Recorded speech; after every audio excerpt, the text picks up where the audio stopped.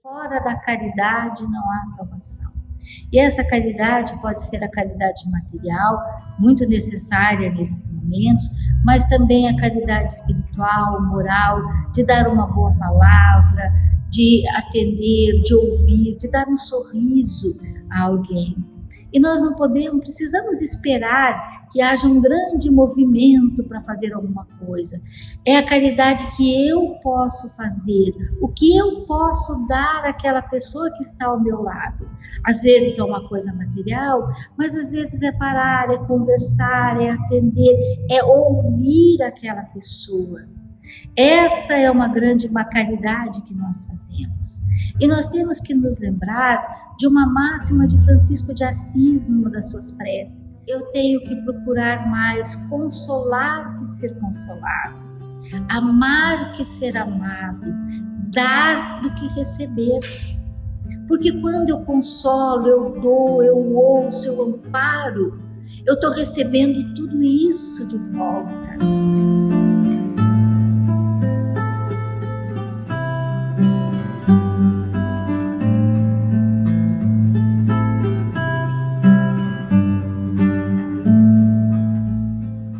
O sorriso de alguém que recebeu o nosso consolo e que agora se sente melhor é o maior pagamento que nós podemos ter na vida. É algo que nós vamos poder suprir as nossas necessidades de energia, de amparo.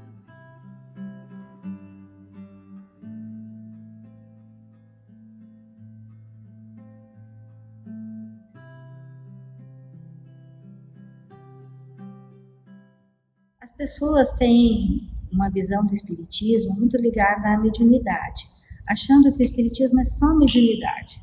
E, na realidade, a mediunidade é um dos mecanismos para a grande função do espiritismo, que é ser um consolador.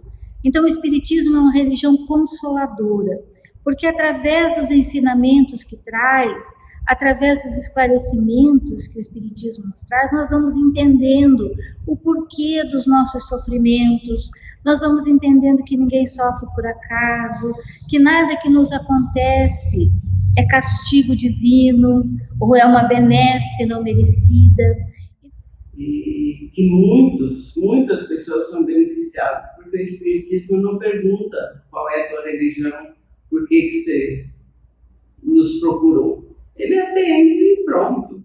Porque o espiritismo não obriga a nada. Essa é outra vantagem. Ele não te obriga a nada. Só tem que ter um compromisso. O CEPAC surgiu no começo do século XX, por volta de 1918. José Vicente Ferreira, sua esposa Celestina Eufrásia e sua cunhada Etelvina Eufrásia vieram para Foz do Iguaçu. Ele era do exército, então veio para cá vindo de Curitiba. Então eles já tinham uma certa bagagem, esse pessoal. Quem fundou foi José Vicente Ferreira, ele quem trouxe para cá o espiritismo. Então... E aqui eles, como os três eram médiuns de cura, e a população de Foz do Iguaçu era uma população muito pobre, com poucas possibilidades de recurso médico, eles começaram a atender essa população com a mediunidade de cura que tinham e com o receituário mediúnico de medicamentos homeopáticos e fitoterápicos, né? Chás, ervas. Então, com esse atendimento, a população foi se chegando, né? Era uma população muito pobre e era um recurso que eles encontravam curas. Nós temos livros de registro do que as pessoas iam buscar, de atendimentos, das curas feitas e dos agradecimentos que as pessoas faziam após a cura. E em 1922 é que foi fundado efetivamente o CEPAC. Eu acho que o que marcou foi a insistência dele do propósito. Não, eu vim com a missão e vou fazer. Esse nome foi sugerido pela senhora Etelvina, né, de colocar esse nome, Paz, Amor e Caridade, e a partir dali a entidade começou a funcionar. Primeiramente com muita repressão policial, porque havia uma discrepância de entendimento entre a Constituição e o Código Penal. Então, conforme quem ia analisar, entendia que o espiritismo era bruxaria, era algo inadequado que o Código Penal condenava.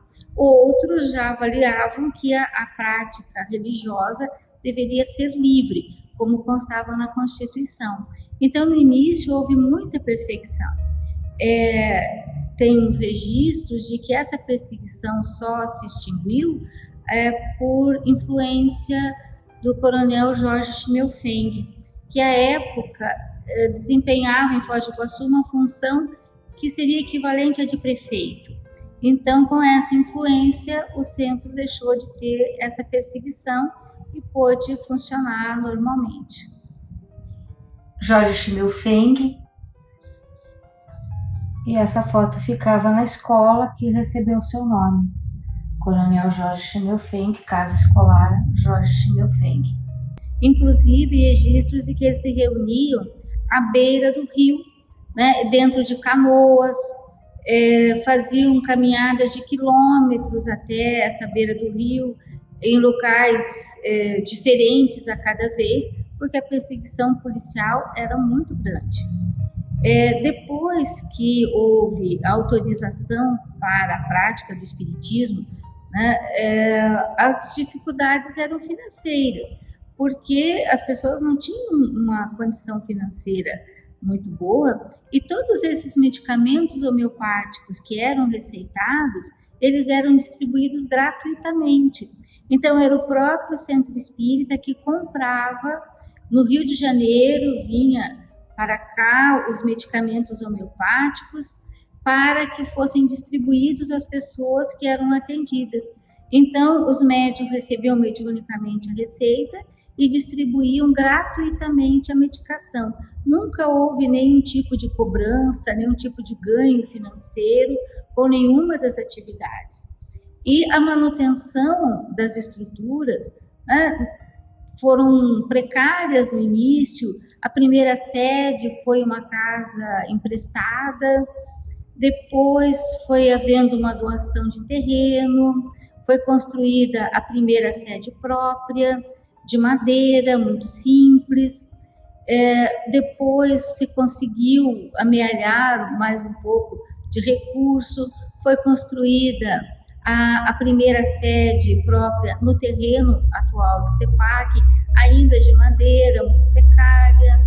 Muitos tempos depois foi construída a primeira sede, foi construída nos anos 30, a sede atual foi construída nos anos 60, também com muita dificuldade. Então, nunca houve nenhuma ajuda financeira, a não ser dos próprios frequentadores. Está procurando sempre melhorar a vida da família e da gente. E um belo dia passei na frente do Centro Espírita Paz, Amor e Caridade. Eu vi lá a placa, Centro Espírita Paz, Amor e Caridade. Aí eu disse, bom, é aqui que eu quero vir um dia. É uma bela hora dessa, eu falei com o Venção, Eugênio Venção, eu contei para eles, não, vai lá terça-feira, e no quarto, não me recordo o dia certo, que lá tem uma reunião, pode entrar, mas eu passei na frente, eu vi, mas não quis entrar. Mas como que a oposição falou para mim entrar, aí depois eu fui lá e eu entrei. Ali vi o trabalho, como é que começava, ali tinha José Vicente Pereira, tinha o Idalino, tinha o Angelino, tinha a Dona Lola, tinha como é que é? Tinha do Ítalo Enger também. E tinha os médicos antigos que estavam lá trabalhando. E eu vi o trabalho deles, e eu me entusiasmei com o trabalho deles, porque fizeram uma leitura do Evangelho, e eu gostei. E daí continuei todos os dias daquela época em diante, todos os dias de trabalho durante a semana, eu comecei a frequentar. Ali fiz amizade com os Favassa, fiz amizade com o José Vicente Ferreira. Naquela época já não tinha mais problema, mas até ali tinha muitos problemas para poder legalizar o centro espírita.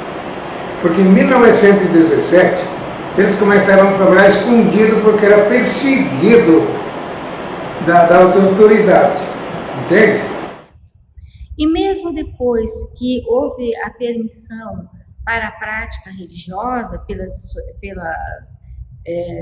entidades policiais e as autoridades de forma geral, a população, uma parte dela, ainda guardava uma certa desconfiança, né? Contam os mais antigos que as pessoas passavam do outro lado da rua para não passar na frente porque tinham medo, porque ainda associavam o espiritismo à bruxaria. Nos anos 40, Dona Dileta Maran e seu esposo,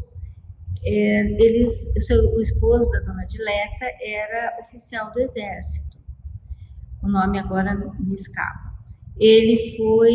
Como ele era oficial do Exército, ele viu quantos recrutas, quantos jovens chegavam lá analfabetos para servir o Exército. E a sua esposa, a Dona Dileta, era professora primária, né, normalista à época, e eles se dispuseram, pediram autorização ao Centro Espírita para administrar aulas de alfabetização de adultos no prédio do centro. Então, a partir dos anos 40, isso começou. Em 45 já havia turmas de adultos e de crianças sendo alfabetizadas no prédio do centro. Como a sociedade guaçuense viu a relevância desse empreendimento, porque já havia a escola Bartolomeu Mitre, mas havia uma capacidade limitada na escola. Então, as crianças talvez mais carentes, haviam o registro da fundação da escola, fala de crianças órfãs e de crianças pobres sem recursos.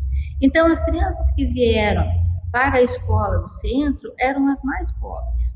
Aqui se forneceu o uniforme, alimentação, calçados para essas crianças que vinham numa condição muito precária para poder estudar.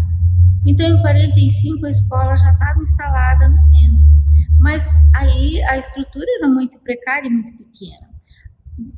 Houve, então, uma ajuda da sociedade guaçuense, o Lions Club, à época, ajudou com donativos, com verbas, para que se construísse a escola, o prédio, que foi inaugurado em 1947.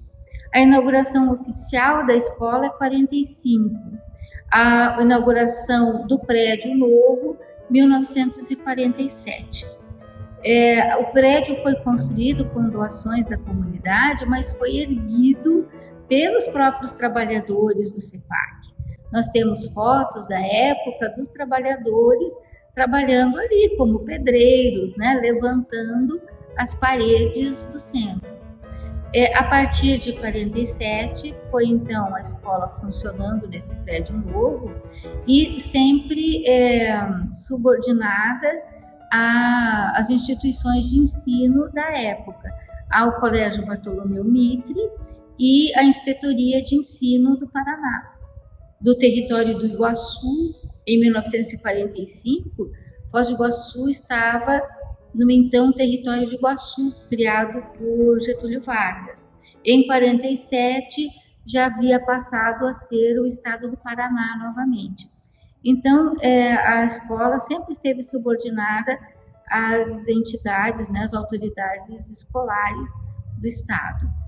E funcionou até 1974, quando já não havia mais a necessidade da escola, o prédio já estava muito precário para ser escola, já não atendia as necessidades escolares da época, então a escola foi fechada.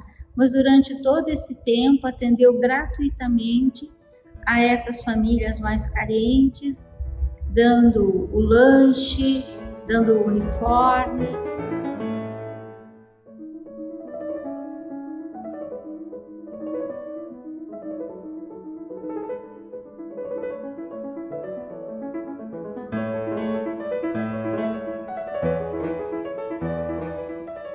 uma utilização do antigo prédio da escola para usar para contraturno escolar para as crianças atendidas pelo município.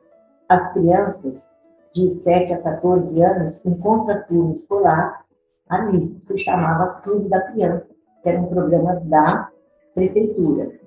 Com a nossa participação, seria de auxiliar na evangelização das crianças.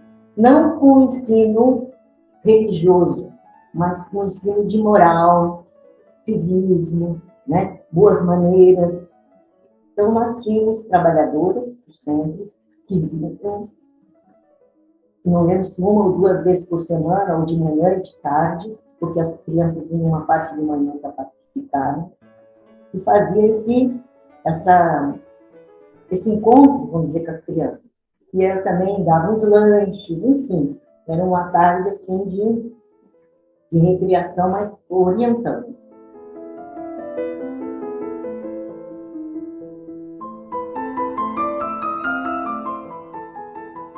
É interessante que o CEPAC conseguiu filiação primeiro à Federação Espírita Brasileira e depois à Federação Espírita Paranaense, porque lá nos anos 50, solicitando a filiação à Federação Espírita do Paraná, houve a resposta, através do seu presidente, de que eles não poderiam filiar o CEPAC devido à distância, porque a federação, para filiar uma casa espírita, eles costumavam visitar essa casa, saber como essa casa trabalhava, quais eram orientar na execução dos estatutos, e que a distância entre Curitiba e Foz do Iguaçu era muito grande e que eles não tinham condição de vir fazer essa visita.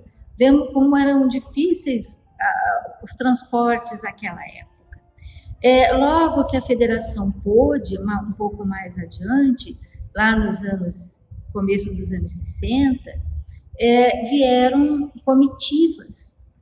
No final dos anos 50, começo dos 60, começaram então a vir comitivas da Federação Espírita do Paraná para essas regiões, começaram a visitar então a cidade, ver os trabalhos e orientar. Catequese, na época era outro nome, mas enfim, né? A gente foi com os anos passando que a gente começou daí a entender a doutrina espírita, né? O que era.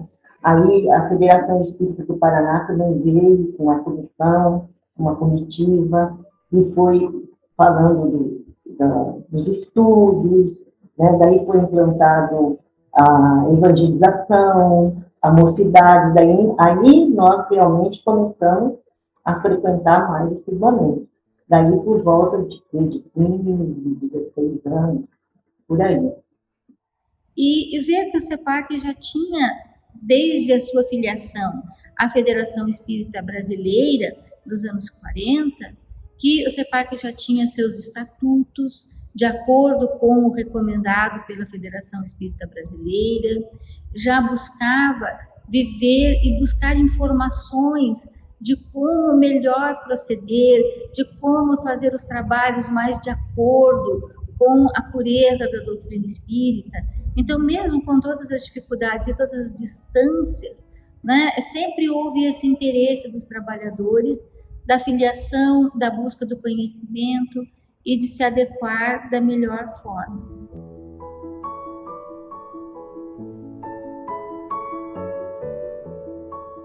Em 1968, nós tivemos a primeira visita de Divaldo Pereira Franco, que foi trazido para fazer uma palestra em Foz do Iguaçu e Cascavel, e depois ele foi para o Paraguai, para a Argentina, e esse convite surgiu numa dessas visitas que o presidente da nossa casa fez a Curitiba, conhecendo o Divaldo. Então, começando a partir de 68, Divaldo vinha praticamente todos os anos para cá. E com essa presença, com essas informações, a casa foi melhorando cada vez mais as suas práticas. Nós ficamos sabendo que Divaldo Pereira Franco viria para Foz do Iguaçu. Divaldo Pereira Franco, eu particularmente nem sabia exatamente quem era Divaldo Pereira Franco. E eu fiquei extasiada com aquele homem que falava tão bem. Mas antes dele falar, uma senhora fez a apresentação de um coral, dizendo-se coral espírita do Centro Espírita Os Mensageiros. Cantaram uma música sobre a caridade, né, que disseram que Divaldo adorava aquela música. E eu fiquei encantada, porque assim, né? Quando terminou tudo com Divaldo, eu fui falar com essa senhora. Era Dona Carmen, não me lembro o sobrenome, e tinha 3 filhos, adolescentes. E eles trabalhavam no Centro Espírita dos Mensageiros com crianças, adolescentes e jovens. Ah, mas imagina. E quando eu posso ir? Tal dia, tal horário, estamos lá. Soube que Chico Xavier veio nos Mensageiros em 1976.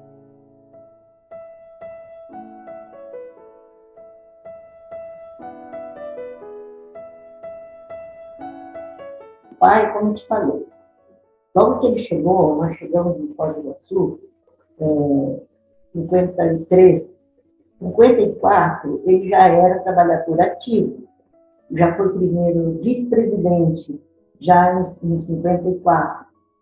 Ali, em 64, ele foi presidente pela primeira vez. Então, a gente sempre teve um relacionamento muito interessante, porque ele era uma pessoa que gostava muito de propagar o espiritismo, entendeu? O espiritismo fez tão bem a ele, a vida dele, o entendimento dele, que ele era muito entusiasmado, tanto quando para trazer oradores para Foz do Iguaçu, né? Porque não tínhamos, porque nós temos hoje, conversando à distância e falando, tudo era muito mais difícil.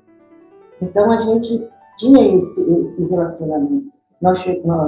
Eu cheguei a conhecer, por exemplo, o professor José Borges, um orador espírita, Deolino Amorim, todo o Milton Boechat, todas essas pessoas vinham fazer palestra e ficavam, às vezes até 3, 4 dias, Foz do Iguaçu, e a gente ficava conversando. Então, a gente sempre teve esse relacionamento. Então, conversávamos muito.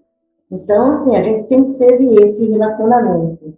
Durante as vezes que eu fui presidente, e às vezes que ele foi presidente, mesmo quando não éramos presidente, a gente sempre mantinha esse diálogo, o que a gente pode ajudar. Porque um presidente sozinho não faz grande coisa. Ele precisa de uma diretoria ativa. Quando nós convidamos alguém para uma capacitação, para a recepção da casa, às vezes a pessoa pensa assim, mas eu vou ficar lá na recepção, e a recepção talvez seja a função mais importante da casa. Porque, como eu comentei, eu me senti muito bem na forma como eu fui recebida nos Mensageiros, lá em 87. Se eu tivesse sido mal recepcionada, talvez eu não voltasse no dia seguinte. A busca também das pessoas pelo espiritismo é grande. Então, expandiu bastante. Houve uma evolução muito, muito grande, muito intensa, né? Então, você tem que capacitar as pessoas para recepção, para atender na livraria, né? Porque todas as casas espíritas têm livrarias para proporcionar às pessoas livros confiáveis, porque tem muitos livros que se dizem espíritas, mas que realmente não são. Então, nós temos toda uma triagem muito bem feita dos livros que são aqui vendidos. Então, quem está na livraria tem que conhecer os livros, então ela tem que ter uma capacitação. Quem está na área administrativa, na tesouraria, tem que conhecer, saber fazer o controle de caixa, né? Porque nós temos recebimentos de mensalidades, nós temos alguns sócios, né? Lembrando que a casa espírita, ela é mantida pelos associados. Aquele que quiser frequentar a casa espírita durante a vida inteira sem se associar, não há nenhum problema. Ninguém é obrigado a ser sócio da casa, sócio mantenedor. Mas aqueles que já são trabalhadores, que aqui estão, se dispõem a serem sócios e a contribuir mensalmente com essa mensalidade, com um valor para a manutenção da água, da luz, da internet. Então, nenhuma atividade dentro da casa espírita é menor do que a outra. Todas têm a sua importância. E diz, né, que quando o trabalhador está pronto, o trabalho aparece, né? Então, tudo é trabalho. Meu pai sempre foi um trabalhador voluntário. Minha mãe sempre foi trabalhadora voluntária. Tá? A minha irmã, tem uma irmã mais que atendeu muito ao assistente social, né? Ela também sempre foi voluntária.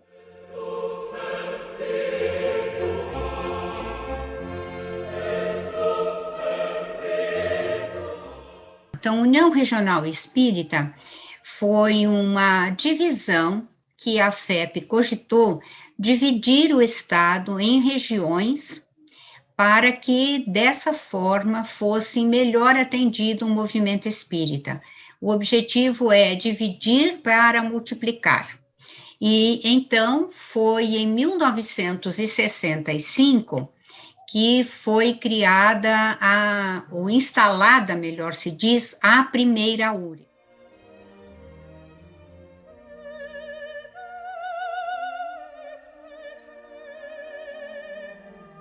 Hoje, nós temos 21 URIs. E a URI é assim, ela tem a sede onde reside o seu presidente. E o presidente da URI é eleito pelo Conselho Regional Espírita, que é composto de todos os centros espíritas filiados daquela região. A FEB, Federação Espírita Brasileira, ela é composta pelas federativas, as 27 federativas nacionais. Então, em cada estado existe um representante do movimento espírita. A FEP, Federação Espírita do Paraná, tem 264 centros espíritas filiados. A filiação é uma decisão. Os centros espíritas filiados participam do Conselho Regional Espírita, que é a reunião dos centros espíritas promovidas pela URI daquela região, e nessa reunião eles têm direito à voz e a voto. Então, nós temos em Foz do Iguaçu 7 casas espíritas, né? E nós temos aí a nossa casa mais antiga da nossa URI, né? Também da cidade de Foz do Iguaçu, que é o Centro Espírita Paz, Amor e Caridade, né? O nosso CEPAC, aí que no ano de 2022 completará 100 anos de fundação. Então, é essa casa que inaugura o movimento espírita na nossa região, né? Um marco muito importante para toda a nossa região, para a cidade de Foz, porque aí foi a semente plantada, né, da onde todo o movimento espírita da nossa região se fortaleceu, e hoje nós temos essas casas todas, né, que foram se fundando à medida em que alguns trabalhadores saíam das casas, né, ou sentiam a necessidade de ampliar o trabalho de divulgação, né? Então, nós temos essa marca muito importante que foi da fundação do CEPAC, né? A próxima casa espírita que nós tivemos a fundação foi o CEON, né? Então, o CEON que também se fundou a partir de alguns trabalhadores que saíram do Centro Espírita Paz, Amor e Caridade. Então, nós vemos que esses trabalhadores que depois de terem as suas experiências, né, naquele grupo que se formava, saíam e continuavam a divulgação da doutrina, né? Mais adiante, nós tivemos, então, a fundação do Centro Espírita Aprendizes do Evangelho, né, em 1977, na Vila A, também que atualmente continua com os seus trabalhos solidificados. Todas essas casas, algo que é muito importante, nós vemos trabalhadores que estão muitos vinculados desde a sua fundação, né, que depois deixaram aí as suas sementes, né, aquelas pessoas, filhos e outras pessoas que seguem o seu trabalho. Depois nós tivemos, então, a fundação do Centro Espírita Francisco de Assis, né, que surge, então, com a intenção de divulgar o Evangelho do Cristo, à luz da doutrina, às populações mais socialmente carentes de Foz. Então, nós vemos essa história também marcada por esse desejo de levar a mensagem do Consolador prometido para aquelas pessoas que tinham mais necessidades ou que tinham talvez alguma dificuldade de buscarem de outras formas o contato com a doutrina espírita. O Centro Espírita André Luiz, o Centro Espírita Servidores do Bem, o Centro Espírita Casa do Caminho. Todos eles foram centros que trazem até hoje a sua contribuição. Mas os eventos eram numerosos, bastante numerosos, mobilizava as pessoas, né? Principalmente aquilo que nós chamávamos primeiro União Municipal Espírita, depois União Regional Espírita. A 13ª URI ela é composta pelas cidades de Foz do Iguaçu, Medianeira, São Miguel, Santa Terezinha e Santa Helena, né? São as cidades que compõem a 13ª URI. E nós temos ao total hoje 11 casas espíritas que fazem parte da URI. Então, a maioria delas na cidade de Foz do Iguaçu, né, 7 casas espíritas, e as demais nas demais cidades. Então, Medianeira com uma casa, São Miguel também com uma, Santa Helena e Santa Terezinha, cada uma com uma casa espírita também. E a instalação da 13ª URI foi lá no CEPAC. Quem fez a ata fui eu. Então foi uma emoção, né? Eu já começava a compreender o que era o movimento espírita, já começava a compreender quem era esse pessoal da Federação do Paraná, qual o papel dela, né? Eu participei da URI, da 10ª região, quando a sede era em Cascavel. Eu fui do Departamento de Infância e Juventude, né? Umas 2 vezes, uns dois mandatos. Aí, quando foi criada a 13ª, aí eu fui vice, porque a gente havia criado em Foz do Iguaçu a União Municipal Espírita, aonde eu era vice e o Pedro Augusto era presidente. Quando na implantação da 13ª, eles usaram a mesma equipe da União, né, porque já estava formada a diretoria, para ser a primeira diretoria da 13ª.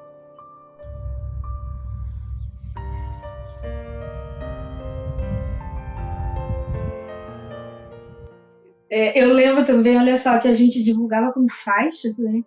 E com papel, com cartolina nos murais das casas espíritas. Olha que tempo nós vivemos.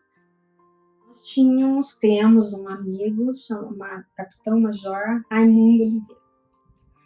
Ele até presentemente parece voltou para o Rio de Janeiro.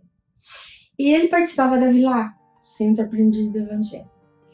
E uma noite ele chegou, estávamos eu e Henrique, e ele disse: vocês não sabem da novidade, conseguimos um espaço, chamávamos Gazetinha, né?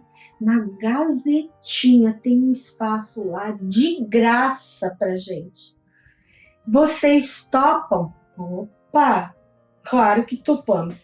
Aí nós começamos com as primeiras mensagens. Vinculávamos as matérias 3 vezes por semana. E fizemos também um processo junto ao pessoal da Gazeta de explicar o que era o espiritismo, porque eles achavam que era o que o povo achava que era, né? Então foi todo um trabalho também. E em seguida, o Henrique tomou para si essa tarefa. E a partir daí, essa tarefa foi vinculada ao movimento espírita, né? Como o URI, depois eles passaram a cobrar, daí o movimento se mobilizava para pagar a coluna, né? A federativa ajudou bastante. E aí ela está hoje, até hoje, né? Toda terça ela está vinculada no que chamam hoje de G-Dia, não é mais a Gazetinha, né? Então você veja, são de 91 para 2001, 30 anos? 30 anos de coluna espírita. E fundaram, então, a rádio, né? A Rádio Itaipu FM, que foi ao ar no dia 27 de novembro de 1979. E ele, como era uma pessoa que levava o espiritismo muito a sério, e, como eu falei, o espiritismo foi tão bom para ele que ele queria passar para todas essas pessoas. Desde o primeiro dia da programação, ele colocou um programa de 5 minutos que se chamava Momento Espírita, e que ia ao ar todos os dias às 18 horas. No começo, essa transmissão era feita através de disco de vinil, onde tinha gravações de mensagens espíritas. Então, foi um tempo feito dessa forma. Passava, o operador colocava, era um disco de vinil com mensagem. Aí, depois, a gente começou daí outro processo de divulgação da doutrina espírita através da rádio.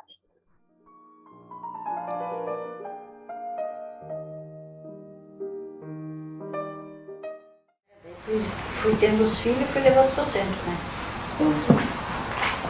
E até hoje estou lá, né? Muitas vezes fui tesoureira. E estou sempre trabalhando, querendo melhorar, querendo ser um pouquinho mais espírita. Estou sempre junto, o que eu posso fazer, estou fazendo. Começamos com aquele Clube das Mães, que foi a dona Moraci e a Fricidine, que começaram. Agora a dona Alice continuou. E estamos aí trabalhando, estamos na luta. E estou sempre fazendo tricô, alguma coisa assim, para dar lá para as crianças.